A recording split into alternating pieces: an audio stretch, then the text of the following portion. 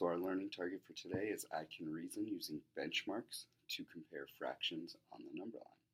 So to start with, we need to know what our three key benchmark numbers are.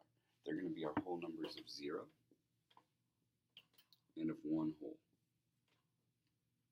We are also going to use the fraction 1/2 as our other benchmark numbers. These are generally the easiest numbers to locate on the number line.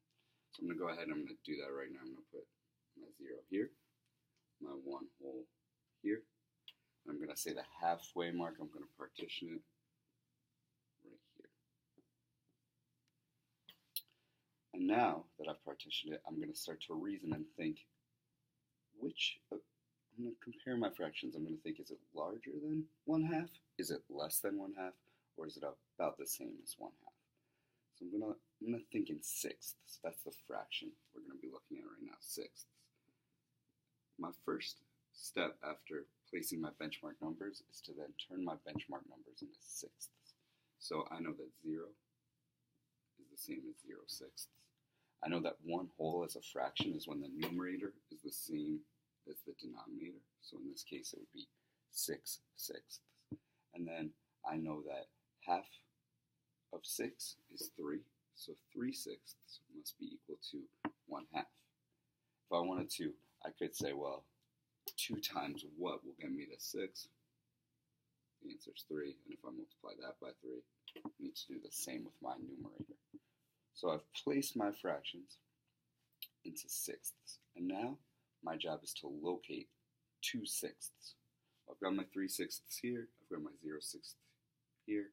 So I know 1 sixth, 2 sixths. It's going to go about right there. I might even move that. I might repartition it so it's a little further away from 3 sixths. I want to make them as even spaced as I can. And then that means that 4 sixths would be here, 5 sixths would be here. So our job was to locate where 2 sixths would be. I'm going to go ahead and circle it. And now I'm going to compare. Is 2 sixths larger than 3 sixths, smaller than, or the same?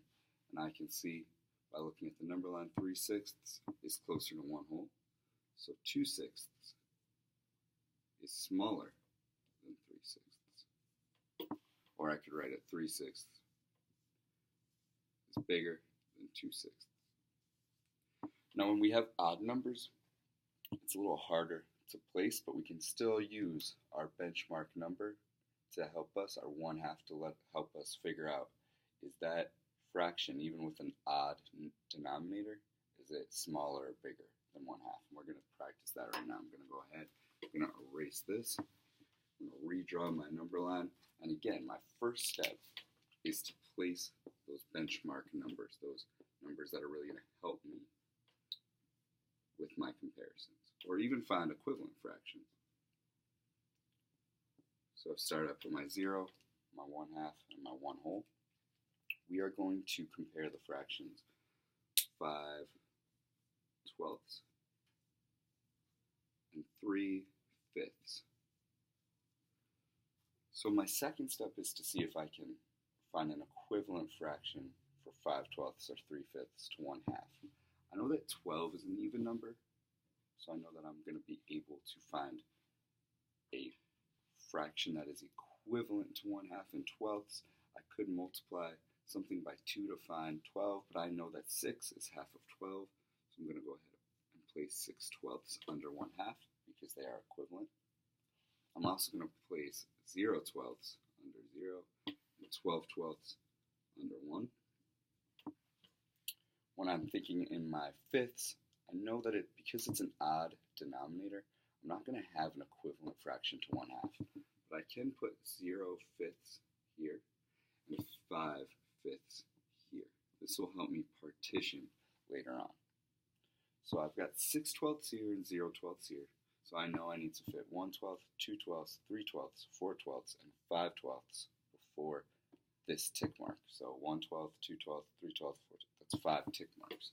So I'm going to go ahead and I'm going to try to partition it as evenly as possible. So this is 1 12th, 2 12ths, 3 12ths, 4 12ths, here's my 5/12. I'm going to go ahead and circle that as I found 5/12 on the number line. And now I'm going to do the same for 3/5. I know I have my 0/5 here.